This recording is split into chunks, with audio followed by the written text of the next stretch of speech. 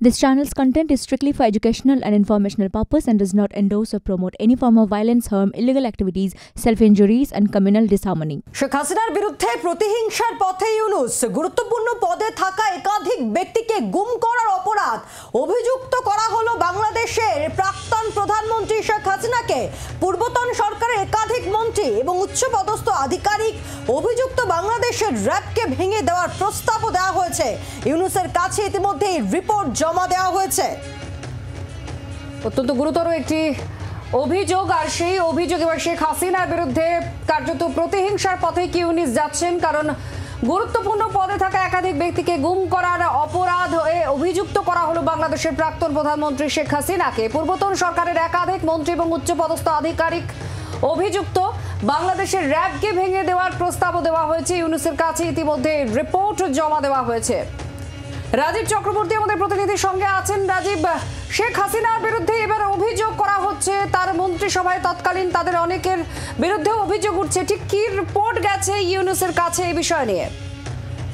দেখো, একটি রিপোর্ট আজকে জমা পড়েছে ইউনূস সরকারের কাছে এবং সেই সরকারের উপদেষ্টা যিনি মোহাম্মদ ইউনূস, তার কাছে একটি রিপোর্ট জমা পড়েছে যেখানে বলা হচ্ছে যে বাংলাদেশের সরকারের একাধিক গুরুত্বপূর্ণ পদে থাকা ব্যক্তিকে গুম করা হয়েছে এবং সেই অপরাধে অভিযুক্ত করা হয়েছে বাংলাদেশের প্রাক্তন প্রধানমন্ত্রী শেখ হাসিনাকে এবং সেই সরকারের একাধিক মন্ত্রী এবং উচ্চপদস্থ আধিকারিককে, এবং শেখ হাসিনাকে দোষী সাব্যস্ত করা হয়েছে। শুধু তাই নয়, বাংলাদেশে যে র্যাপিড অ্যাকশন ব্যাটালিয়ন বা র্যাব রয়েছে তা ভেঙে দেওয়ার প্রস্তাব দেওয়া হয়েছে। আজকে সন্ধ্যায় মোহাম্মদ ইউনূসের কাছে একটি রিপোর্ট জমা পড়েছে এবং সেই রিপোর্টেই এই প্রস্তাব জমা দেওয়া হয়েছে। রাজীব, তুমি সঙ্গে থাকো এবং অত্যন্ত গুরুতর একটি বিষয় সামনে আসছে। একে তো শেখ হাসিনা ভারতের অতিথি হিসেবে ভারতের কাছে আছেন, এই নিয়ে বিদেশ সচিব পর্যায়ে কোনো বক্তব্যই পেশ করেনি বাংলাদেশ, কিন্তু তার এই বৈঠক হওয়ার আগে থেকেই নানান ধরনের চর্চা হচ্ছিল যে শেখ হাসিনার প্রত্যর্পণের বিষয় নিয়ে, আর সেখানে এবার শেখ হাসিনাকে অভিযুক্ত করা হচ্ছে এমনই একটা রিপোর্ট মোহাম্মদ ইউনূসের কাছে গিয়েছে।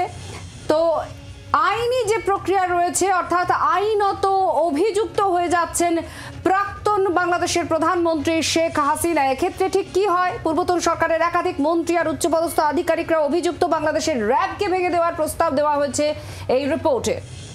কথা বলবো, রাজীব চক্রবর্তী রয়েছেন আমাদের সঙ্গে টেলিফোনের প্রতিনিধি। রাজীব, অত্যন্ত গুরুত্বপূর্ণ। তাহলে এবার ক্ষমতাচ্যুত প্রধানমন্ত্রীর বিরুদ্ধে এবার পদক্ষেপ নিতে চলেছে অন্তর্বর্তী সরকার বাংলাদেশের, এই ইঙ্গিত কি পাওয়া যাচ্ছে? দেখো, তেমনই ইঙ্গিত মিলছে, কারণ বাংলাদেশের প্রাক্তন বিচারপতি মঈনুল ইসলাম চৌধুরীর নেতৃত্বে 5 সদস্যের একটি কমিশন গঠন করা হয়েছিল, যেটি সত্য উদ্ঘাটন কমিটি তার নাম দেওয়া হয়েছিল। সেই কমিটি তারা তদন্ত করেছে এবং অন্তর্বর্তী সরকারের প্রধান উপদেষ্টা যিনি রয়েছেন মোহাম্মদ ইউনূস, তার কাছে আজকে সেই রিপোর্টটি জমা দিয়েছে এবং সেই রিপোর্টে শেখ হাসিনা, তার প্রতিরক্ষা উপদেষ্টা মেজর জেনারেল তারিক আহমেদ সিদ্দিকী সহ বেশ কয়েকজন কর্তাকে দোষী সাব্যস্ত করা হয়েছে এবং যে গুম করা হয়েছে কয়েকজনকে সেই ঘটনায় জড়িত বলে তার প্রমাণ পেয়েছে। এছাড়া জাতীয় টেলিযোগাযোগ কেন্দ্রের প্রাক্তন মহাপরিচালক তাকে মেজর জেনারেল জিয়াউল আহসান এবং পুলিশ কর্মকর্তাদের নামও কিন্তু উঠে এসেছে। যে তদন্ত কমিটি গঠন করা হয়েছিল সেটি কমিশন বলা হচ্ছে, সেই কমিশন জানিয়েছে যে মোট 1676টি অভিযোগ নথিভুক্ত হয়েছে, যার মধ্যে 758টি পর্যালোচনা করা হয়েছে। মোট 3500 জনকে গুম করা হয়েছিল বলে এর একটা অভিযোগ এসেছে। র্যাব বাতিলের সুপারিশ করেছে কমিশন। বলা হচ্ছে এই র্যাবকে মিসইউজ করা হয়েছে, হাসিনা সরকার মিসইউজ করেছে এবং তারা বলছে যে এই গুম করে রাখা এবং তাদের এই ঘটনা, পুরো গুম করার ঘটনা গোপন রাখতে বিভিন্ন পরিকল্পনা করা হয়েছিল। এবং এই প্রধান উপদেষ্টা তাদের কমিশনের কাজের প্রশংসাও আজকে করেছেন, অর্থাৎ মোহাম্মদ ইউনূস যে কমিশন যেভাবে কাজ করেছে তার প্রশংসাও করেছেন এবং গোপন বন্দি শিবির পরিদর্শনের ইচ্ছা প্রকাশ করেছেন তিনি। অর্থাৎ এই যে গুম করে রাখা হয়েছে তাদের সেই পরিদর্শন, যেখানে রাখা হয়েছে সেটি পরিদর্শন করার কথা তিনি প্রকাশ করেছেন ইচ্ছা। তিনি কমিশনকে সব ধরনের সহযোগিতা করবেন এমন আশ্বাসও আজকে কিন্তু দিয়েছেন।